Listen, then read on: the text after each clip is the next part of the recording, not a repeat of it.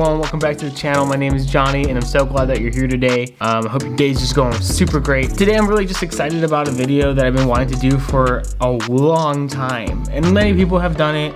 It's just I wanted to throw my own opinions, or experiences rather, and my own take on this particular subject, which I think is going to be very helpful to you. And it's definitely helped me in the process of making the video. Again, I told you I was so excited. It's camera basics.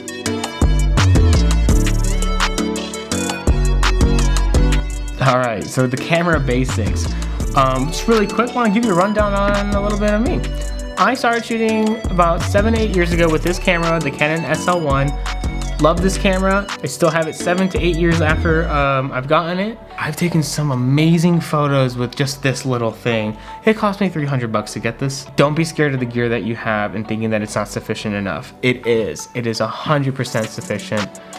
You just gotta go out and do the work. You don't need all the gear, because once you start believing you need all this gear, then you start believing that your progress goes forward because you're buying gear. And that's not true.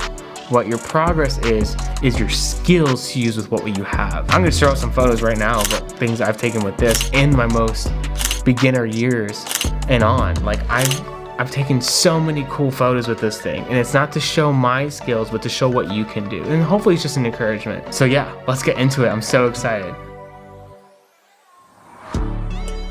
In any form of digital photography or videography, you're going to deal with 3 elements that basically make up your image's exposure, and that's going to be your shutter speed, your aperture, and your ISO. So here we are, and we're going to start off with shutter speed. And you might ask, what is shutter speed, Johnny?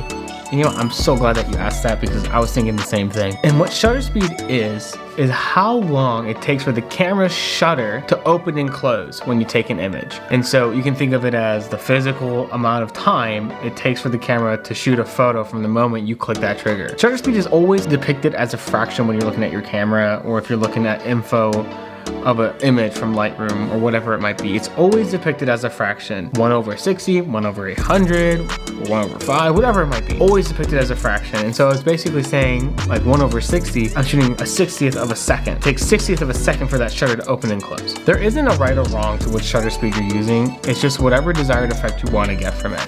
So a fast shutter speed is one where that shutter's open and close really fast. When you're taking wedding photography and you're coming down the aisle and you just need to walk with that couple, you got to make sure you capture every single moment of that. And so you're just holding the shutter down at a fast shutter speed. It eliminates the motion blur basically. And so with a slow shutter speed, what it's doing is creating that motion blur, or creating a softer image depending on what motion it is. Don't be afraid of slow shutter speed. It can add a life and momentum to your photos. Practice using a slow shutter speed.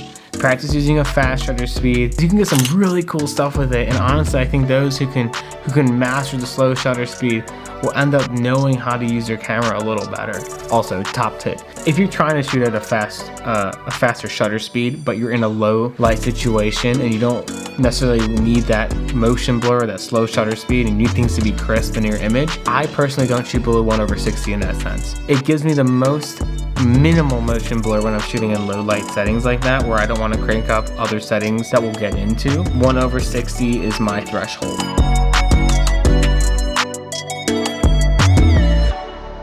All right, 1 down, 2 more to go. How you doing? Hopefully you're getting it down. You're out there taking some photos now. Ooh, look at this setting. This is really cool. But take a break. Go get some water, some coffee, whatever it might be, and just come back. And so now we got aperture. And what aperture is just the opening and closing of a lens diaphragm. Basically the amount of light allowed to pass through a lens to hit the camera's sensor. And this is really important. Aperture is depicted always as f/ whatever number it might be. So f/2.8, or they would say it as f-stop 2.8 or f-stop 5.6. The lower the number, the wider the lens is opening up, and then the higher the number, the more the lens is closing up. When buying a lens, you'll see the lens 70 to 200 or 50 millimeter, they'll be saying something also afterwards of whatever f-stop it can open up to.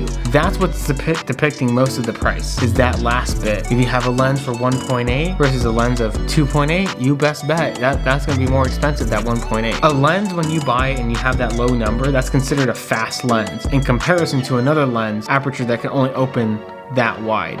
For example, a lens that can open all the way up to 1.8 versus a lens that can only open to f-stop 4, that f-stop 1.8 lens is a fast lens. Aperture is really important for things in the background, or things in your foreground, or things that you want in focus or out of focus. If you put your f-stop over to 1.8, you're gonna have your lens all the way wide open, right? And that's gonna create some really nice shallow depth of field, or what people like to call bokeh. And bokeh is this beautiful, creamy, warm, soothing background blurs, and it's very cinematic. Be careful though when shooting a very wide aperture, is because you'll find out that really quickly if you're focusing on someone's nose, their eyes will be out of focus very fast. Aperture that's more closed up, that's good for things to bring more of your subject in focus. So for landscapes, group photos, a portrait, in some cases, you can get away with a wide aperture. You just have to know where to focus, and you gotta know your camera well. And that's why I say practice, practice, practice, so that you can get all these things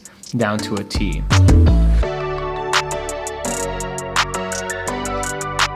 ISO. What does it stand for, you might ask?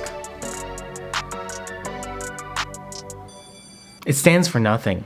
It's literally just ISO. There is no acronym to it. There's no easy way to remember it other than the 3 letters that it consists of, which is I, S, and O. And it also doesn't have a metric attached to the number on it. So if you look at your camera, you see ISO and just a number. That's it. There's nothing else. It's not like a metric of time, a metric of light, a metric of anything. But what ISO is, it's the camera's sensor sensitivity or gain or amplitude, any of those 3 words, to light. It's like the camera's creating artificial light for your scene to allow the scene to be brighter. It's a wonderful tool and it's awesome, but the thing that sucks about it is that it introduces noise. And that's why I always tell people, work with ISO last when learning about your camera. What noise is basically the degradation of your photo. It's not grain, like texture to a photo. Instead what it is, it's noise. It's annoying, and I don't like it, and most people don't like it, and I want to get rid of it. Top tip, just try to keep that ISO as low as you can, as long as your image is exposed the way you want it. ISO can just be a little tricky sometimes and a little frustrating, but the easy thing is, you know that, hey, it's there as a helpful tool. If I need to push it down, I'll do it. If I need to push it up, I'll do it. But here are the ramifications, or here is the byproduct of a higher ISO. All right, when we combine these 3 elements, we get our exposure trinity. So yeah,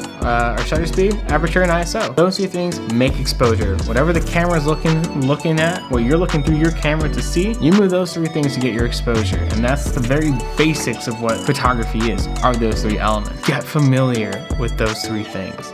Know your camera well enough so you can get out of the chimp phase, which is just basically looking like a chimp and kind of going like, oh yeah, this is okay, gotta, like, it should be automatic. You go bam, you know. And you get to the point where you actually can look at a scene and know exactly what settings are needed for the scene before you even look at your camera. But I just hope you guys have a great day. Be sure to like, subscribe, and leave me a comment, either if it's a question or if you learned something. But thank you guys. Until next time. See ya.